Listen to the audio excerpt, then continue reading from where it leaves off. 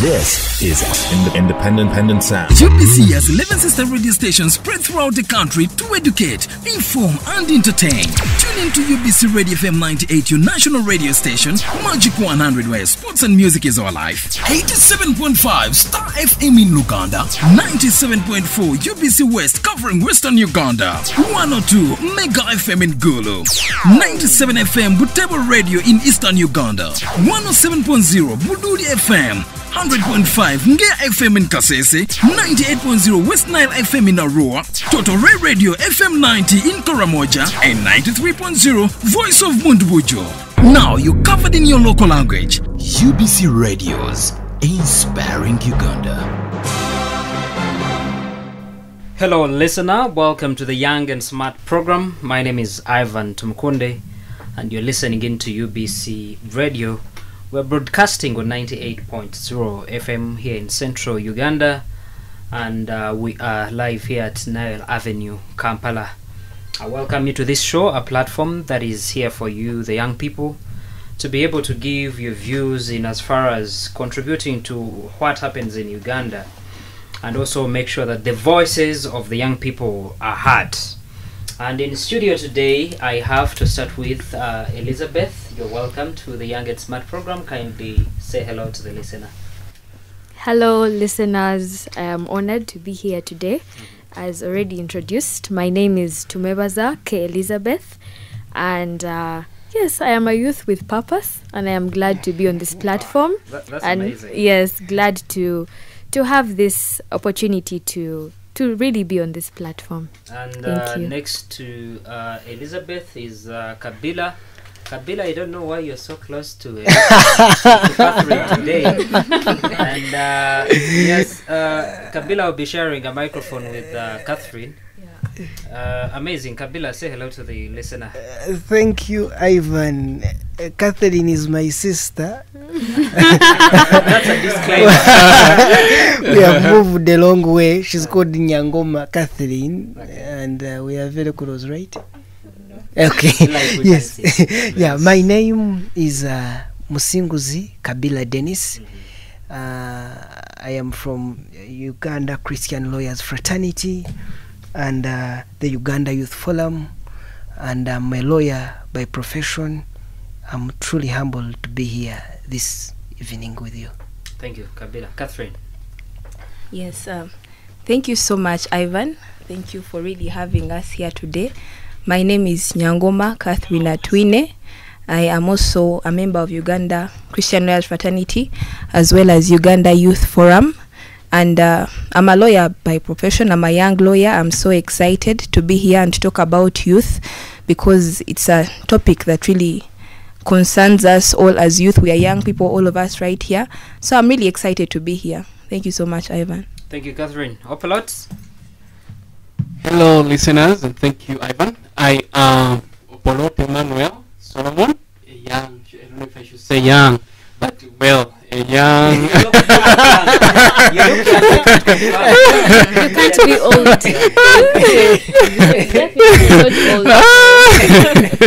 Yes, a young man that has gone through various stages of transformation. Christ. Mm-hmm. Yes. Amazing. And with such kind of a beautiful team today, we have a wonderful topic for you guys, and I hope you'll be part of this conversation. Make sure you get onto our social media platforms already on UBC Radio Uganda. Be able to put in your views in as far as today's topic is concerned. And we are talking transformation. As young people, how do we become youths of purpose? And basically that comes with transformation, working on ourselves, and making sure that everything that we do as young people is intentional. And starting with you, Elizabeth, transformation. Yes, what are we talking about? Transformation, basically. I'll actually pick a few words from Opolot's introduction. He said that he is a youth who has gone through various stages to reach where he is. And by that, he knows that he is also still going through a process. So I will borrow the Englishman's word metamorphosis. to refer to transformation. And so transformation is basically stages that one ought to go through in order to arrive at a particular place. So if one does not take advantage and be intentional during their stages of transformation, then it will be a wasted lifetime. But if the youth today are intentional about living fulfilled lives and purposeful lives, then they will successfully grow from a lover stage to an adult stage, and will not have instances of people who have stunted growth. Will not have someone who has been a lover for over 20 years, because innately as humans we are meant to morph into something else. But you need to morph into something else, the purpose. So that's all about transformation, that it is only effective when you ably morph from one stage to another with purpose. Good. Yes. We come to you, Kabila. When you look at the demography when you look at the population of Ugandan youth, basically, what are some of the challenges basically that are facing transformation or empowerment of the Ugandan youth? Thank you, Ivan. To begin with, please allow me first add one or two on what my sister was saying, Liz, about transformation. I think it's critical to note that, as she said, it's a change, but it's key to note that you can change for the good or for the bad. Yes.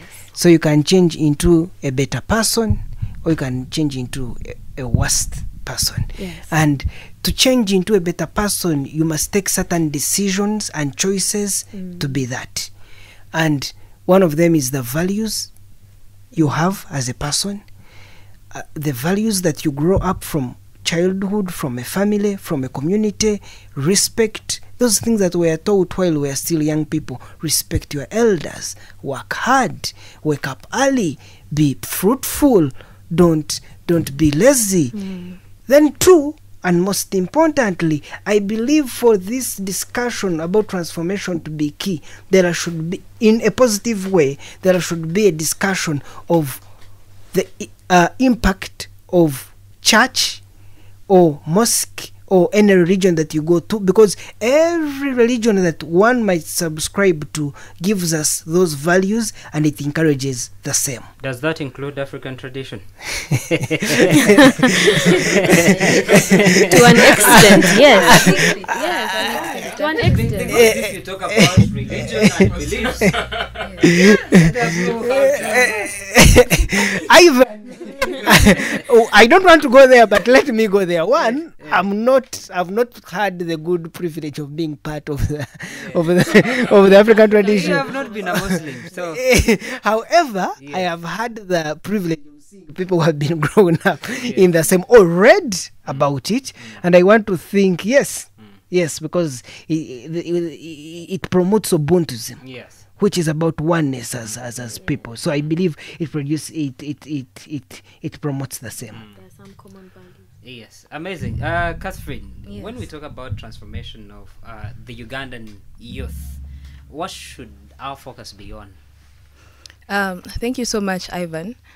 First of all, I would like to talk about the fact that we are living in changing times. That right now, when you look at our generation currently, the youth of these days, and you also look back at the times of our elders and what, realize that there is a transformation even in society itself. So that raises actually the conversation of transformation right now. How should the youth, as we are in a society that is really transforming so fast, what direction should they take? What should be the things that they should look at as they are also transforming their lives? And this brings us to the scripture that we are actually talking about, or the theme of the conversion, which is be ye transformed, do not conform to the standards of the world, but be ye transformed by renewing your mind, so that you may walk in that perfect will of God, So it calls us to really, I think the direction that we should be looking at is how do we empower our youth, our generation, to move to fit in the times that are running so fast, because when you look at the speed, it's really so fast. Youth are looking for what, okay, the society is moving, where should I go next? And the quickest way to probably get answers and solutions, some of them, it's not their parents, because they feel like, okay, our parents do not understand our generation, where should we go? And they're looking at other societies that are probably developed, like the Western countries, and that is probably, they take on culture that is not really favorable or good for us, as some of them get lost. So I think it's really, really important to build or to empower the youth of our generation right now, and it's important for us to have such a conversation at such a time where we're having a really rapid changing society that is transforming. Thank you, Catherine. When I come to you, Opolot, from the community where you're coming from, what are some of those major challenges that you think are hindering youth transformation and empowerment? And clearly, you as a person, what are those challenges that you faced in transforming yourself and becoming the person that you are? All right. Thank you very much, Ivan, again. And that question is truthfully, truthfully connects so much with me, and then with the Ugandan youth, or even across the world. We have grown up in a society, you ask for the challenges to transformation, in a society, one, where there's been absentee parenthood, or parenthood by phone, parenthood by maybe by mail, by email, and also by TV, by very good by Facebook, parenthood by TV, by Hollywood, and all. And this has entailed the youth getting to hear very many different opinions, and yet without a true north or a true direction from where they draw the actual helpful wisdom. So that is a huge challenge. Apart from absentee parenthood and I mean the different parents that the youth have developed for themselves, of course, now speaking from my side of the story or the society that I've seen, there is also, of course, the rise of social media. Now, social media has huge, enormous positives, but to a great extent, it has also brought in a very huge problem, in society, to the extent that Dennis was trying to allude to the parents by TV, to the extent that youths are able to get a lot of information in a short period of time, and yet not siphoning or sieving which one is right and which one is wrong. Dennis here is my friend. And so today in the morning, he was telling me something about the fact that not many of us have appreciated the history of our country, or the history of where we come from. And so do we even know the history of our country or where we come from? Because how do you appreciate what you don't know? Exactly. So because of the lack of that particular knowledge of what is in the past and all, people do not get to aspire or to aspire probably to take the country from one level to another as youth. And thirdly, of course, mentorship. There is a huge vacuum, or many youth are living devoid of mentorship, without mentorship in their lives, and that is very we are doing trial and error without having someone to probably give direction, and that is very terrible. And that's why probably this message of transformation comes. I thought that's what the church that Kabila does talk about. So if there is no mentorship and direction of these young people, what are the religious institutions doing? Well, there is mentorship being there, but there is also the aspect of the lack of willingness within the young men and women to sit down at the feet of the elders to listen. Because truthfully, there's been a lot of platforms that have offered themselves to be a solution or to give wisdom and guidance to the young men and women. But to come to the realization that I need help Yeah. is another story. And I think that's why this message is very, very Amazing. I'll cut you short there, and I go back to Elizabeth. He breaks from the point of mentorship and actually whose responsibility it is, and the issue of who is absent and who is available. What is the role of institutions of learning in this issue of mentorship and transforming the lives of the young people? Because these children spend much more time in institutions of learning. They come back for holidays, which are only for 3 weeks. But even those 3 weeks, there are schools that do holiday schooling. So if at all we're going to do something substantial, the institutions of learning must be very pivotal in this transformation. What is their role? Thank you, Ivan, for that very, very peculiar question. I believe that everyone has a role to play in this whole transformation journey. And for the institutions, I would implore any institution to set up mentorship programs. For example, during law school, I went to Uganda Christian University. And while at our law school, we had mentorship programs. And we had different lawyers in practice coming in, interacting with us, holding our hands, sharing their success stories, among others. And even going back to when I was in high school, at Gayaza High School, we still had similar engagements with our old girls who would come once in a while. Would have career days, and you'd listen to these lawyers, these doctors in the marketplace sharing their experiences and being vulnerable with us. And after those sessions, we would reach out to them, exchange contacts, and even during the holidays, aspire to get in touch with them. And the truth is, I am still in touch with some of them, and they have helped me along my journey of growth. However, I need to emphasize that transformation is a heart issue. It is a personal heart issue, because even if institutions establish mentorship programs, they are not going to pull you out of your chair to access the mentor. My headmistress at Gayaza didn't pull me out of that seat to get the contact of that lawyer that I reached out to. I got out of my way to get that number. I got out of my way to keep in touch. Why? Because I knew what I wanted. I saw that there's a future that I aspire to have, and in order to reach there, I need to establish certain connections. And I would still end by saying that identity is one of the hindrances to transformation today. Because youth, or because someone does not know who they are, or does not have an idea of what they aspire to be. That is why people will let time pass by and let opportunities slip. Because you cannot go through school and get out of school without making connections, without getting a mentor, without establishing the right friendships. I mean, you're not going to wait till you're 30 to start a transformation journey. It is those little steps that you take. So as much as institutions have a role to play in establishing mentorship programs, in exposing the students to what is out there, it still comes back to you, the student, to you, the youth of today, to embark on an intentional journey of transformation, because transformation is a heart issue.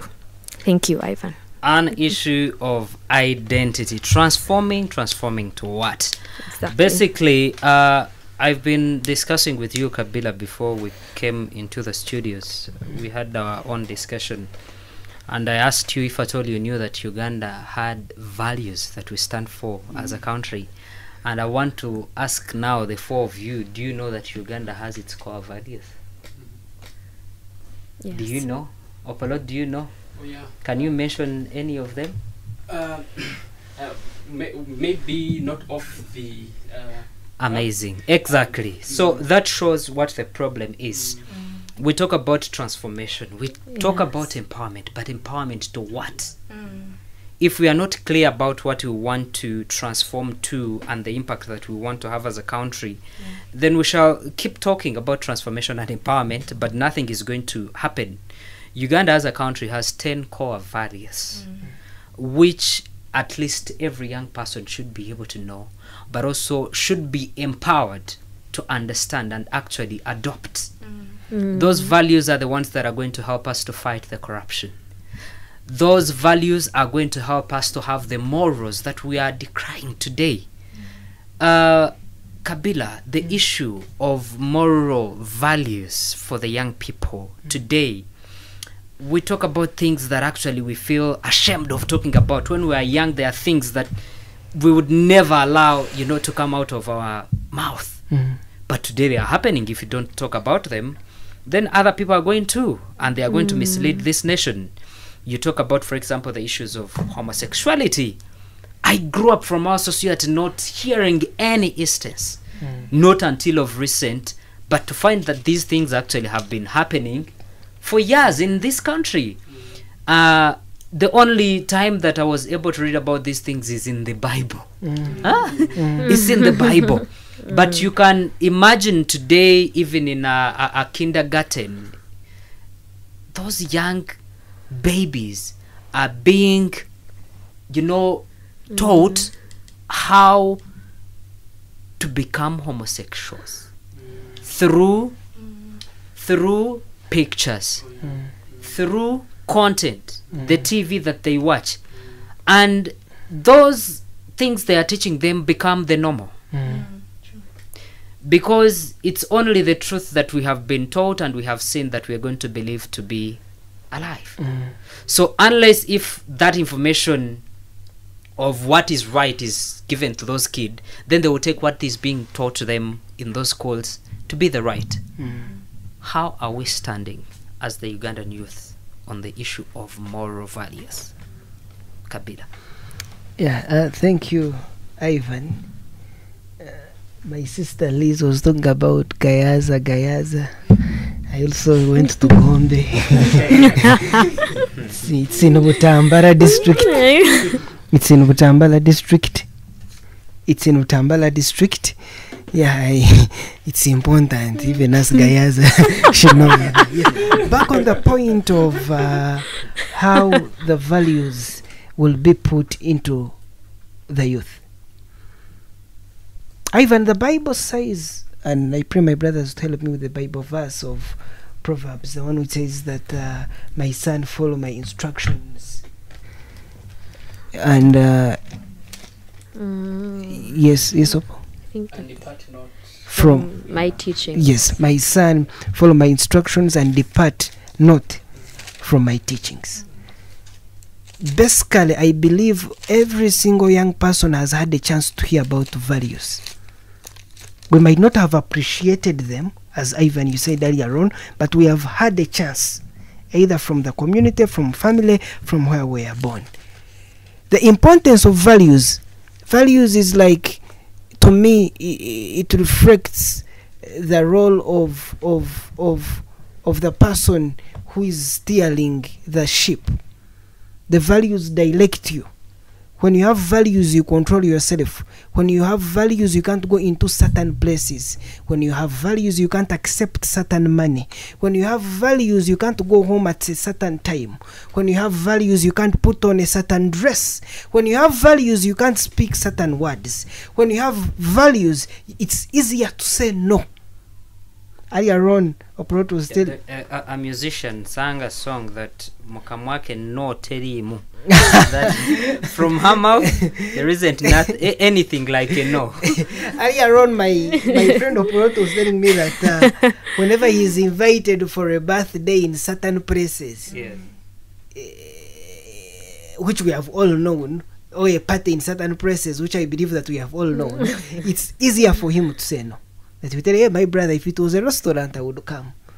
Now it was in some gardens, I would come. But there, at that time, and I think also Mama Liz did that to me in year one. I had him tell someone. But back to the issue is, when you have values, Ivan, it's easier for you to say, no, Dennis, I love you so much, I respect you, but I can't go there. Because That's of who not I am. who I am as a person. That does not reflect what I stand for. So if the youth in this nation, we shall not get values, whatever comes shall take us. Exactly. We shall go with the wind. If topics of homosexual come, we shall go. If topics of cats come, we shall go. Anything that comes, shall take us. So how can we instill this? This is the purpose why we are here this evening. We are using our small chance, as small as it is. And first of all, allow me thank UBC, and you, Ivan, in particular, and the UBC management, for giving us this platform. In our little form, as Liz, as a small student, I believe if I talk to 2 or 3 students, at least one will know, okay, values are important. Yes. I need to know integrity, truthfulness, honesty, accountability, respect. They are important. So one, in any small way that we can get in our capacity, we shall do that. But 2, we call upon the schools to mention from that, respect for humanity and environment is value number 1 in the 10 core values of Uganda. Oh, thank you. Thank you, Ivan. By the after here, I'm going Thank to you, equip Ivan. myself With the values of Uganda. And I challenge every young person out there. You let's start spend small from there. data Yes. for looking at those values. Yes, but I was saying the best way is through our schools. Through our schools, because as you said earlier on, we spend most time at school. And Ivan, about that, I have an idea that I propose. I propose that one of the key things that should be taught in schools, my brothers and sisters, should be something to do with values and ethics. I believe, as Ivan has challenged us earlier on, at a young age we should know this. Let me give you a clear example, and I stop here. There is what is called the American dream. I'm sure we have all heard about that. It's the vision that as long as you are willing to pay the price, to work hard, anything is possible in America, regardless your color, regardless your sex. And every single American walks with that at the back of their head. You know why? Because at the young age, in schools, it has been instilled into them that Uganda is one, that America is the greatest nation. 2, that there is the American what? Dream. So here you challenge our institutions and our leaders. Why can't we on a young age? Because by now I'm 24. I'm half or quarter my life. So what if this conversation I started hearing it at a young age, when I am prone to accept what is put inside me? So I call unto our leaders and our institutions to look for a way how we can put this to the downer people, as down as Mbale, as down as Kabale, as down as, and we know that we as a nation, there is what we stand for. Yes, thank you, Ivan. Thank you so much, Kabila. What do we stand for, and at what age actually are we supposed to start instilling these values, or actually what kind of transformation does one need at different certain stages of their age? All that is what we are going to be discussing when we come back. You're still listening in to the Young and Smart program. My name is Ivan Tumukonde. We go in for a break. We'll be right back. It's the Bundesliga, German football league at its best. They've got the support of the crowd right behind them even before the game starts. Tune in to UBC Radio every Saturday for the live game commentary, analysis and prediction. Sané's gone from distance. Oh, Sané! The Bundesliga, brought to you by Uganda Broadcasting Corporation in partnership with Deutsche Welle. What a finish! Timo Hubers with a Bundesliga brace. Animals, rains, plants, forests, fisheries and birds.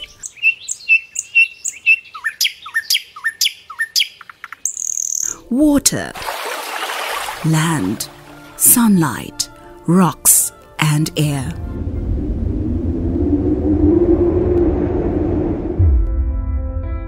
This is the environment that we live in, the giver of life and habitat for all living and non-living. Let's all protect the environment to avoid destruction of nature. This is the Environmental Alert on UBC Radio, inspiring Uganda.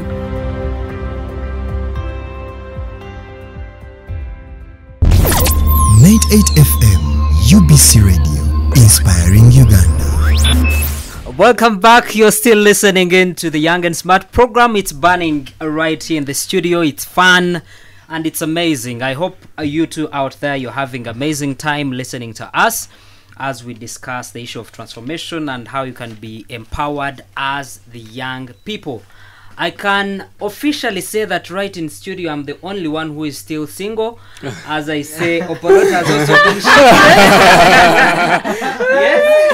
yes, right now, Opolot is very, very close to Elizabeth. And very happy. Yes, and very, very happy. I can see the smile. All things happen. Exactly. Everything has its own time. Yeah. And being patient is a very good thing. Jamila is really excited. Yes, as we went in for a break, we were talking about at what stages actually we need to be able to have these values, and how can we be able to transform the lives of these young people actually wherever they are, at home, at school, and any other institution of learning. How can we be able to utilize that moment to make sure that we impact on the lives of these young people? Catherine, at what age do you start understanding that actually they are values? Or do you start hearing your mother say, Catherine, you can't do that. As a girl child, you can't do that. No, not my child doing this. Your father saying, no, not in my house, you can't do that.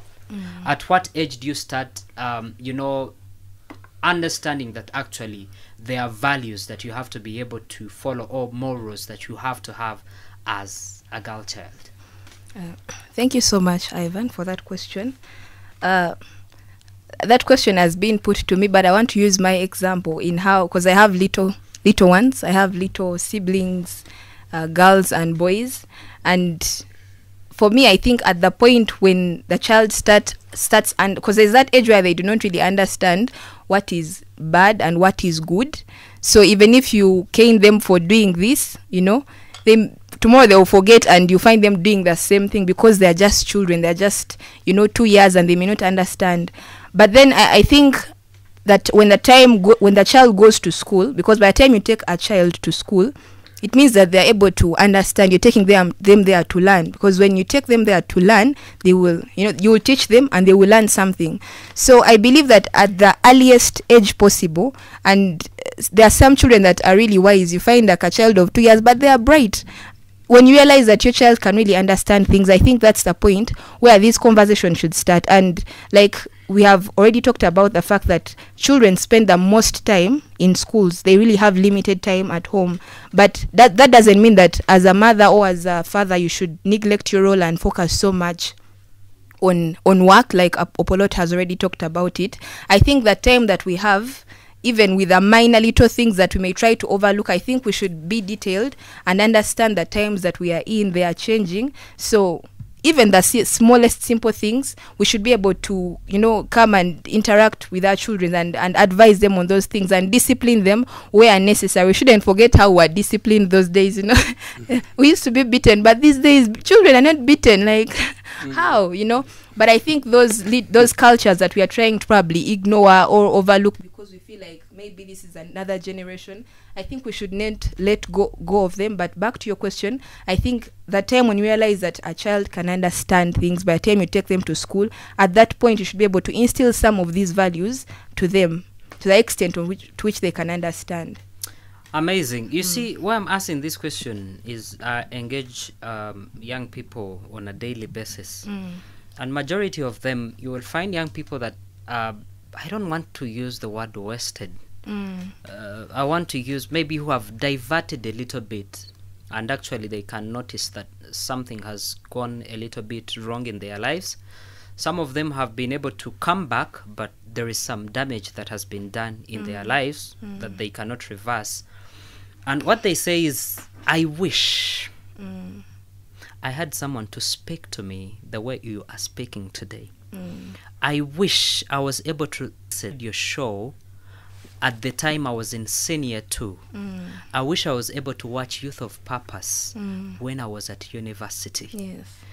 And you find they see now the importance of that information and the transformation we are talking about, the impact it would have had on them in those days. But also, we lose a lot as a country when these young people are not empowered and they divert from the ways that would have helped them to discover their potential. Exactly. Because what transformation does is that it helps you to evolve. President Museveni usually calls it to metamorphose, from one stage to another. You understand? So unless if there is that transformation, that means it might just be a written script that a young child is going to go through kindergarten, go to primary, go to secondary, go to university. From there, they either get a job or they don't, and it's just there. But when you come to their potential as individuals, because the rest is universal. Yes. That different people are going to get education, different people are going to get employed. But there is something so unique about Catherine. There is something unique about Opolot. Yes. And all those things are usually discovered through this transformation. Yes, That's yes. through exposure, through mentorship, and maybe through the schools where we can have career guidance, and maybe through sports and stuff, but also in spaces where someone can be able to freely be who they are. And I can tell you 90% of the young people are never who they are. Even at home, not only institutions of learning. Yes. Either because they have strict parents and they only want to do what pleases their parents. My dad likes this. So My mother likes this. I'm not being a good child, or actually, I'm not taking this course because this is who I want to be, but I believe it's going to make my father happy. Yes. But you're cheating yourself because you never know the best that you would have gotten from this child if they were able to transform into exactly what they were purposed to be. And that brings me to the question to you, Opolot. Do we have spaces, free spaces, open spaces, or an environment that allows the young people to metamorphose? Thank you very much. I'm also asking the question with that word that was used by President Museveni and our dear friend Elizabeth to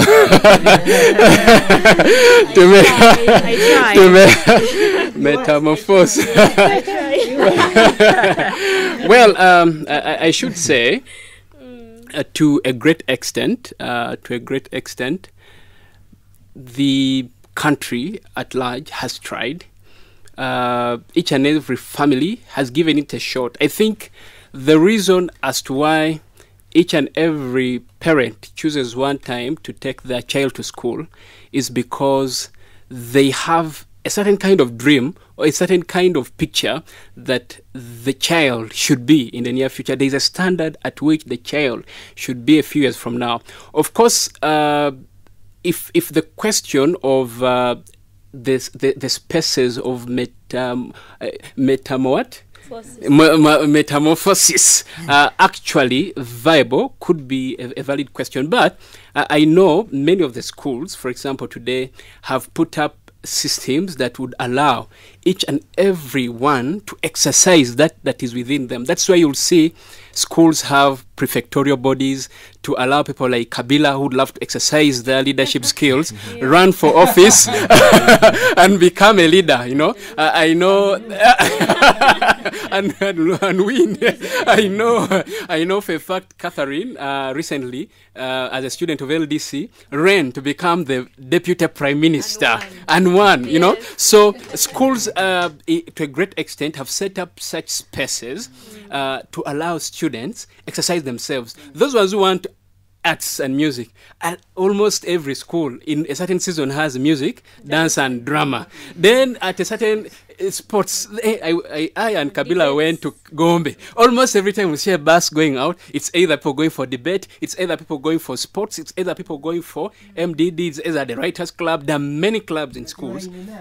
I was in the debate club and I participated up to the national level and actually represented Makerere at an international level in debate. So I would love to state categorically, there have been spaces, probably the spaces were not have not been so much well resourced. Maybe that can be a discussion for another day. But thankfully, the Ministry of Education, today as we speak, has taken a step to transform the education curriculum. I hope we are all aware of that, to allow the exposure of each and every skill that is within the student or the pupil. So those spaces are there. Maybe we should encourage more of those spaces. Of course, we know of schools that have chosen to have only the academic part of it from day one to the... we know of those schools. Wanotwaja kolachi kusoma. And so the students are not given an opportunity probably to inculcate every other extra values in themselves, apart from going to class early on time and leave class at a certain time, have the notes in the books and all. But beyond that, I think we should adopt the aspect of creating such spaces in schools that allow students to experience metamorphosis, have the Kabilas run. This lady, Liz, was the president of the Law Society at UCU, as well as the Mama of the fellowship, the Christian fellowship at the School of Law. So such spaces are really important. Maybe we should equip them the more. Maybe that's the kind of discussion we should have. Equip them more and bring them even at the local council levels. Have more of these activities, not only in schools, but in each and every village, in each and every society. If it is sports activities, let them be there. If it is debating activities, let them be there. Let people exercise their free will, speak, and learn how to inculcate these soft skills and practical skills in themselves. I think that would be a very good direction to take. Beautiful. Wow, talking about spaces and creating an environment where we can be able to transform ourselves. Actually, you can help the young people to transform themselves. Yes. Coming to you, Elizabeth. We are organizing, I should say as a country, because this is a national event. We are organizing the 6th National Youth Convention. Yes. Which is always organized by the First Lady, should I say. You'll be giving us the details later. That is one of the spaces that I do believe has been created and is creating an impact in the lives of the young people. One, to be able to understand, their role in the transformation of this country, but also it's an environment for empowerment. If you see the enthusiasm that young people usually get prior to this event, really, you can see that it's so much they gain from it. I've seen people who have been part of this convention from the first one, and they haven't missed. So that consistency really reflects the impact that these young people are having from there. Tell us about this convention before we come to actually the one for this year, when it started and actually what its mission, what basically takes place during this convention. Okay, right. Thank you so much. So this convention actually started many years ago, but it sort of took a sabbatical and then was reawakened a few years ago in 2021. 2021. And I'm honored to state that it was reawakened because my neighbor Opolot wrote a letter to someone who somehow things just happened, and we happened to have the idea of bringing these conventions back to life. So since 2021, we have held 5 conventions, and the one happening next Friday will be the 6th. So the rationale of these conventions is to bring youths across the country together, either through a virtual engagement, or of course some attend physically, but we can't all be attending physically. But the major aim is to inculcate these values that we are talking about amongst the youth of this country, because we are the future of tomorrow. And if no one is going out of their way to speak into us and to instill these values into our lives, then tomorrow will be messed up. Sometimes we think Uganda is at its worst But if you don't have a youthful generation being mentored today, or if you don't have youth attending such conventions today, we are yet to see the worst version of Uganda.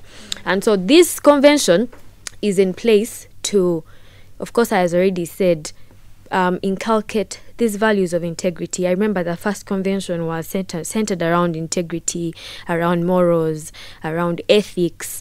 Then we also had one on entrepreneurship and intrapreneurship, because what are values if you do not know how to make money as a youth? Yeah, what are values if you're not being empowered to go out there and start businesses and save money and practice good financial discipline? We will be wasting time if we are just saying have integrity but stay home and be lazy.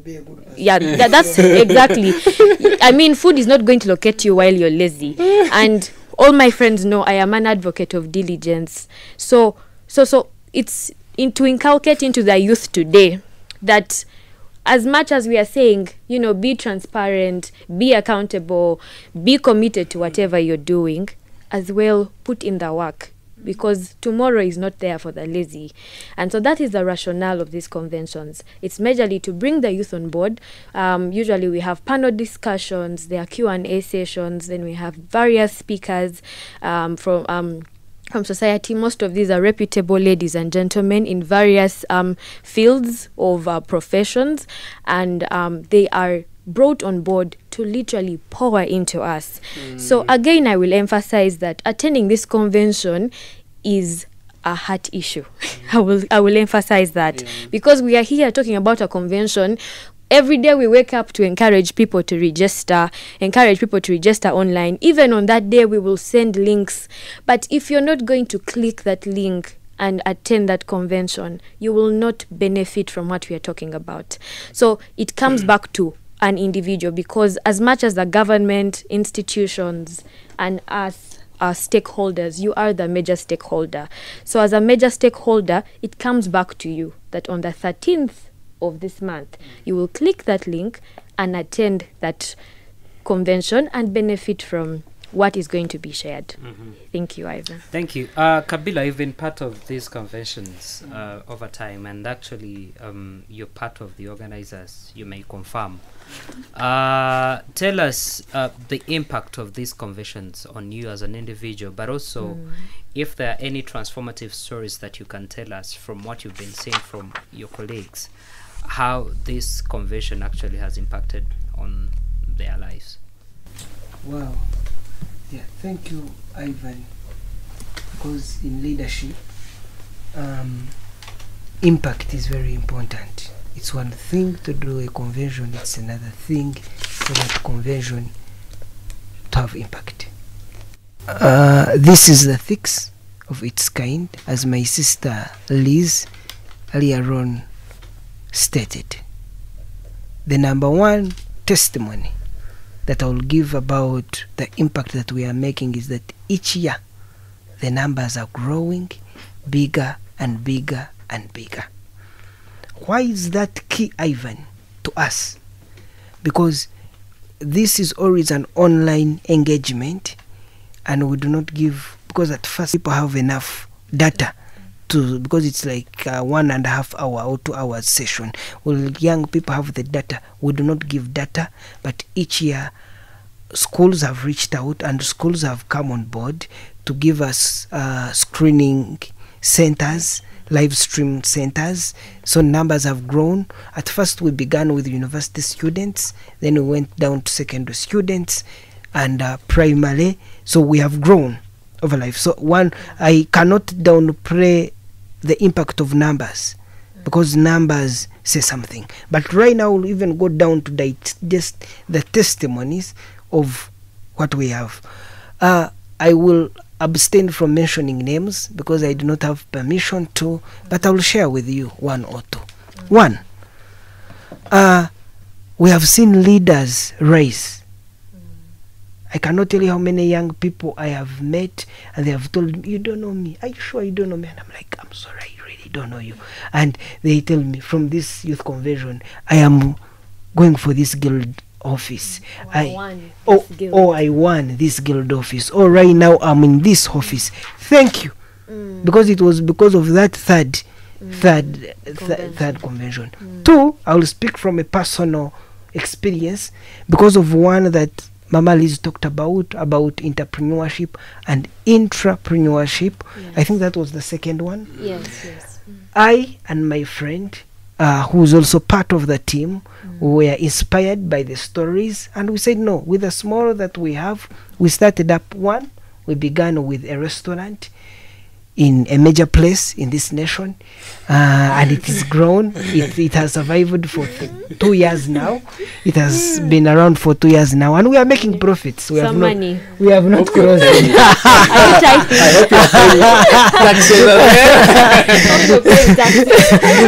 Business is going on too. We have, I will not say small, or me and Opolot, after being inspired and another young man, we made a commitment to start rearing animals after that conversion, because we saw the impact of having chuntu chidogo, some money on you as a young person. So we have some small animals. They are not many, but I will not call it a farm, but we have some animals that if any day we wake up and we need 1 million or 2 million as an emergency, it can be easy to do that. 3, we have seen Mororo being impacted in people. The 4th, we had a testimony from a gentleman as far as in Tungamo, who heard about and was impacted by the testimonies that were shared, and by then he was a drug addict. He changed. He has now transformed, and he's a new creature, to mention but a few. And even that goes without saying, there are people who I will never hear from, because on each Zoom we have more than 2,000. So there are people I will never hear from, but surely I know they are there. Yes, Ivan, let me end with this. I think the 4th in the 4th convention, there was a young man who had already plotted and was ready to commit suicide. It was such a touching story. Life had become hard for him. He had a testimony of one of the members of parliament who had come to speak to us, and after that he said no, there is future, because the member of parliament shared with us his testimony, how poor he was. He rose because the boy, I think he no longer had tuition, and he felt life had stopped. So he didn't have a purpose or a vision why to live. But after hearing that member of parliament's testimony, he gained momentum and came back to life and did not commit suicide, and even came and shared that with us. And thank God, through such arrangement, the member of parliament took him up and is facilitating his education. Also me as a person, and each person here, Kathy, Liz, and Mama. And Opolot. Mama Liz. I didn't hear Mama Liz. Liz. Okay. Liz and Opolot. We have got. Why are you making Liz to sound and in people's minds to look so?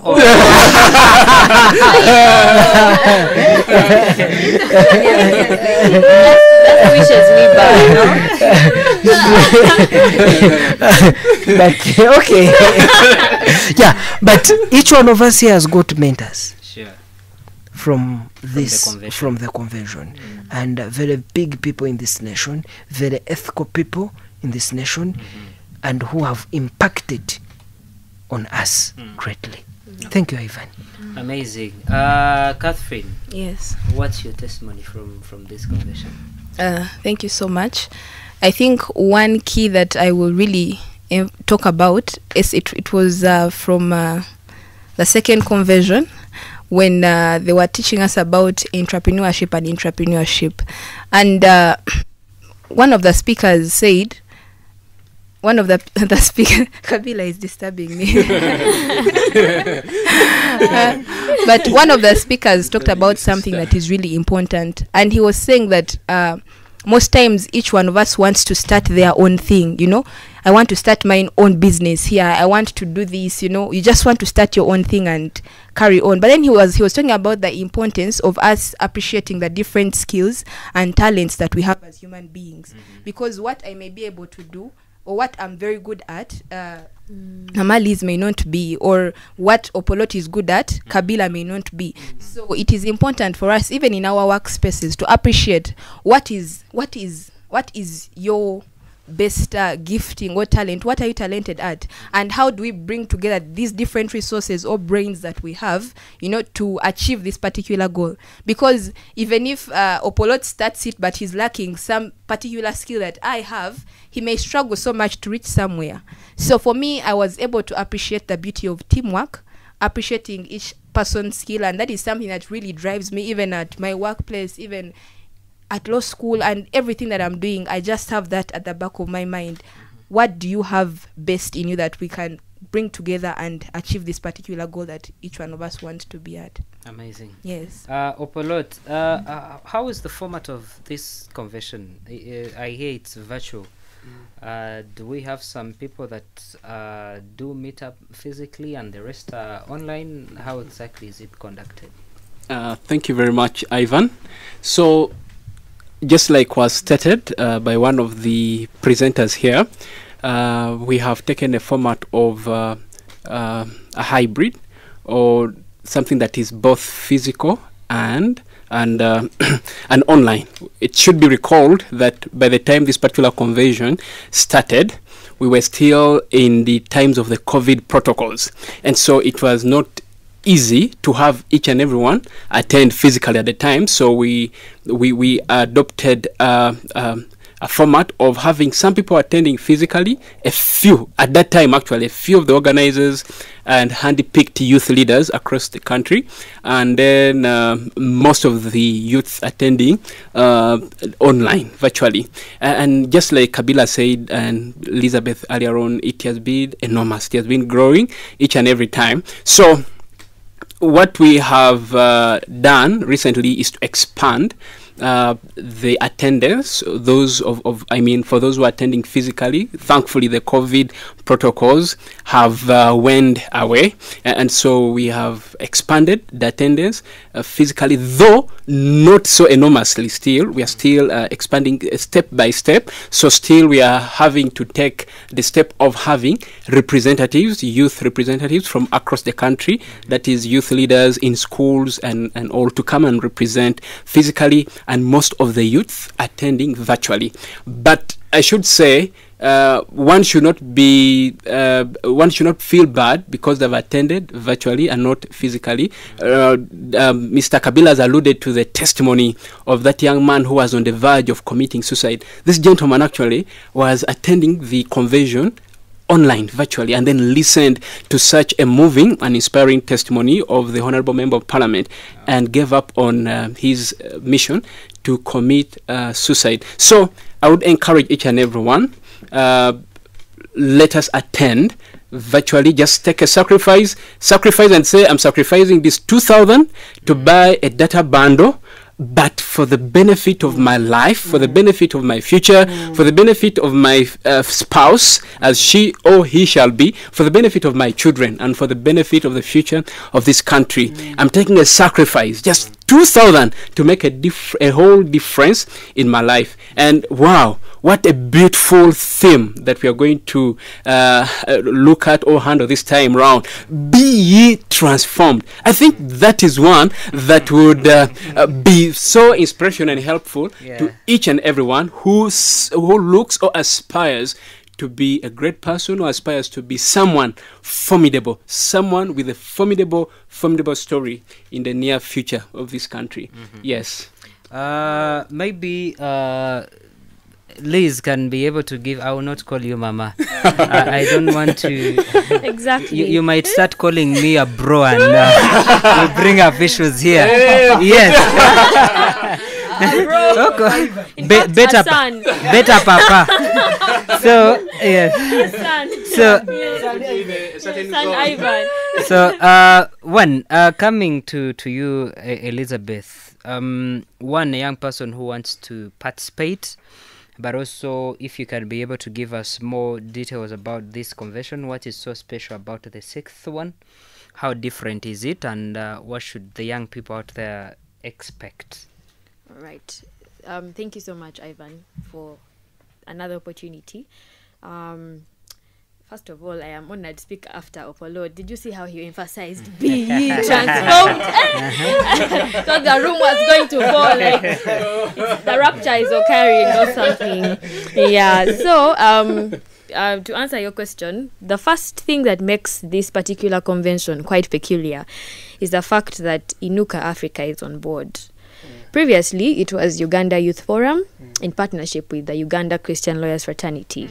But we now have Inuka Africa, which... Can you tell us about those two organizations before we can... Okay, yeah. So Uganda Christian Lawyers Fraternity is a platform for Christian lawyers in this country, one that enjoins Christian lawyers and the work that they do. It offers pro bono services. It also mentors students of law, among all other things. Yeah, that's the Uganda Christian Lawyers Fraternity. And also is fronting the aspect that a lawyer can be a lawyer and yet a Christian lawyer. Yes. And then the Uganda Youth Forum is a platform that is the idea of the First Lady. And it's an organization that has been in place for years, still to empower the youths, yes, with skills, with mentorship programs. They have been organizing multiple conferences over the years. So Uganda Christian Lawyers Fraternity got in touch, in partnership with Uganda Youth Forum under the Office of the First Lady, have been organizing these conventions. And then most recently, we have Inuka Africa coming on board. So Inuka Africa is a sort of a consolidation of different Pentecostal churches in Uganda, not just Uganda, I think East Africa and Africa. Yes, so from that you can sense that they actually also have a following of different youths who also are in sync with the rationale of these conventions, And so that's one peculiar thing about this particular convention. And then the other peculiar thing is, of course, the theme. Be ye transformed. The topics that are going to be shared, the testimonies that are going to be shared, the panel discussions that are going to be held, as well as the Q&A sessions are going to be centered around transformation.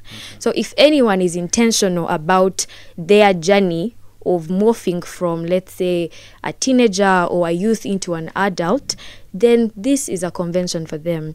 They can come and ask as many questions as possible, come and listen in from the people who have gone ahead of us, and learn and unlearn and relearn, so that you can be better along your transformation journey. I mean, we have attended conventions. We have attended 5 conventions, but we are excited for this one like we have never attended, because there's going to be something that we didn't know before, or something that we thought we knew that we are going to have to unlearn or relearn. So that is why we are taking this effort to be here today, to invite any youth out there listening to please tune in that day. There's something for you on that day. There's something that you are going to learn on that particular day. And I will end by stating a quote that we all like, and I know when I say it you're going to smile, by Mahatma Gandhi. Remember when we crammed it? That in order for someone to go far, they ought to stand on the shoulders of great people. Yeah. Okay. 3 we go. In order for someone to go far, they have to stand on the shoulders of great people. We need to repeat. Let's repeat that one. All right. 1, 2, 3 we go. In order for someone to go far, they have to stand on the shoulders of great people. Yes. Yes. So, I mean, what better way, what better way to do that than to attend a convention from where you're going to listen in on stories of people who have gone ahead of you. Thank you. I'd like Kabila to help you guys to repeat that again. Let's repeat it once again. Young people need to learn that we need to work together. And actually it doesn't hurt for you to create a platform for other people. A candle does not lose anything by lighting. Wow, we should also repeat that. We should repeat yours as well. Count 1, 2, 3, go. In order for someone to go far, they have to stand on the shoulders of great people. Amazing. Yes, Mahatma Gandhi. We should repeat Ivan. Yeah. Oh yeah, what was Ivan? Ivan Was said by there's nothing by lighting others. Okay. Should have been said Let's by a cram certain it. priest in the USA. 1, 2, 3, go. A candle loses nothing by lighting another candle. Perfect.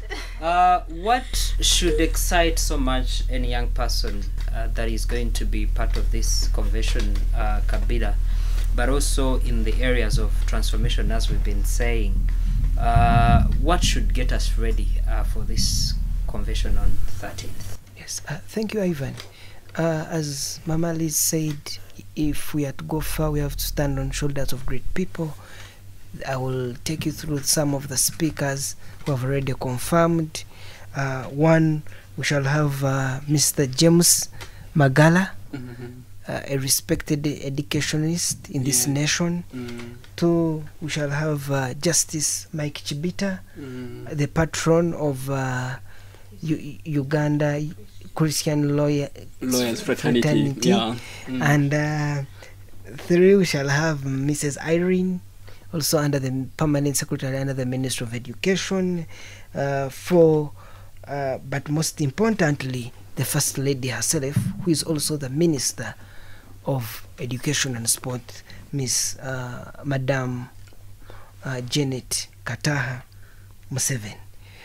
It's not only about that. I know young people will love fun and entertainment, adventure, and having fun. Ivan Zabuli will be with us on that day. Nice. Zabuli is a real vibe. Zabuli will be with us. But most importantly and above all is knowledge. Knowledge shall be shared. Knowledge shall be shared on that day. You might meet a mentor who will change the rest of your life.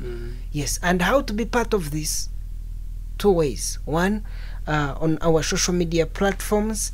There are Twitter, on our Twitter handle, and Facebook accounts of Uganda Christian Lawyers Fraternity, UCLF, and the Uganda Youth Forum.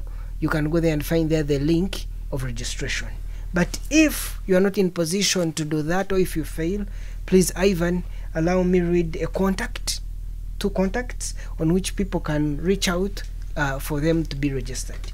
One is an MTN number. It's 0776 39 51 58. I repeat, 0776 39 51 58. Airtel 0704 88 36 34. 0704 88 36 34. Please WhatsApp, call those numbers and say, I want to be part of the youth convention. Thank you. Amazing. Catherine, how can we be able to create more spaces of this kind, like the convention? Because it's not enough. You will find that basically we're going to have more leaders, we're going to have those who can be able to access internet. But the big populace of Uganda, of the young people,